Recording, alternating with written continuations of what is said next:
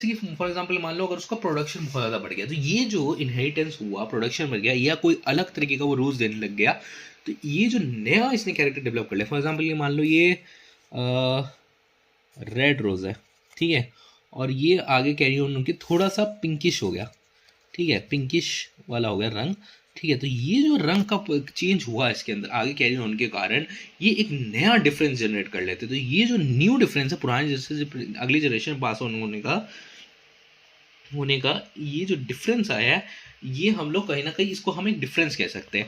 और जब एक स्पेसिफिक डिफरेंस की बात की जाए, जैसे कि फॉर एग्जांपल के लिए मान लो कि जैसे ये पिंकिश वाला प्लांट है, अब मैं इसको आगे जब प्लांट करूंगा तो इससे जो प्लांट, जो रोज़ का प्लांट मुझे मिलेगा उसके अंदर भी पिंकिश इनकन्वीनियंस। तो होता क्या है कि जो ये पिंकिश कलर आ गया इसके अंदर, अब होता क्या है कि जो अपना रोज़ का प्लांट अब वो पहले नॉर्मल रेड था, अब वो थोड़ा पिंकिश हो गया, उसके बाद फिर वो इनहेरिटेंस हो अगले में। तो ये जो डिफरेंस आ रहा है इसको हम वेरिएशन कहते हैं, ठीक है। So sometimes specific differences from previous generation convince in next generation, ठीक है। अब new differences as generation reproduce it produce its own newly created variations in addition to the inheritance. अब हुआ क्या कि एक बैक्टीरिया 1 है, एक बैक्टीरिया बी है।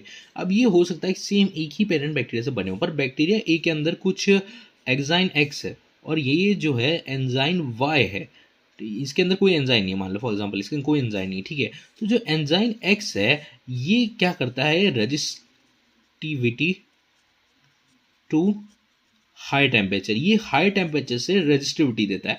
तो अभी जब नॉर्मल चल रहा है कंडीशन, नॉर्मल कंडीशन के अंदर, नॉर्मल कंडीशन जब नॉर्मल 25 डिग्री सेल्सियस है, तब ये दोनों बैक्टीरिया आराम से अपना लाइफ में रह रही है। बट अब जब ये टेम्परेचर बहुत ज़्यादा हाई हो जाए, जैसे 60 डिग्री सेल्सियस के आसपास हो गया, तो ये जो बैक्टीरिया ए है और ये जो बैक्टीरिया बी है, अब इवन थ्रो जो बैक्टीरिया बी है वो क्या बोलते हैं, भले ही दोनों सेम पेरेंट्स से बिलोंग होते हैं, बट क्योंकि इसके अंदर एक्स फैक्टर है तो ये सर्वाइव कर जाएगा और इसकी डेथ हो जाएगी। तो ये सर्वाइव एंड इट डाई, ठीक है। तो ये जो बैक्टीरिया अब जो सर्वाइव कर गया, ये आगे चल करके फिर नेक्स्ट जनरेशन को बॉर्न देगा और ये अलग अलग जनरेशन, नेक्स्ट जनरेशन इससे आएगी। बॉर्न के लिए थोड़ा सही नहीं है बैक्टीरिया केसेस में, तो ये एक्स एंड वाई इसके आने के, और इन दोनों के अंदर वो एक्स एंजाइम प्रेजेंट होगा। तो ऐसे करके ये जो आगे चलेगी, as each new generation reproduce it introduce its own newly created variation inheritable. तो ये जो दोनों बैक्टीरिया बने, अब इवन थ्रू जो ये वेरिएशंस हुई इसके कारण ये आ गया, तो ये एक यूजफुल वेरिएशन इसलिए आगे पास ऑन हो गई। अब जब ये पास ऑन हो गई इन दोनों बैक्टीरिया के अंदर, तो कहीं ना कहीं ये दोनों बैक्टीरिया भी जो उस क्लाइमेट के अकॉर्डिंग कुछ ना कुछ हाई टेम्परेचर अकॉर्डिंग कुछ ना कुछ और भी बनाएंगे ताकि इसके और एफिशिएंटली वर्क कर रहे।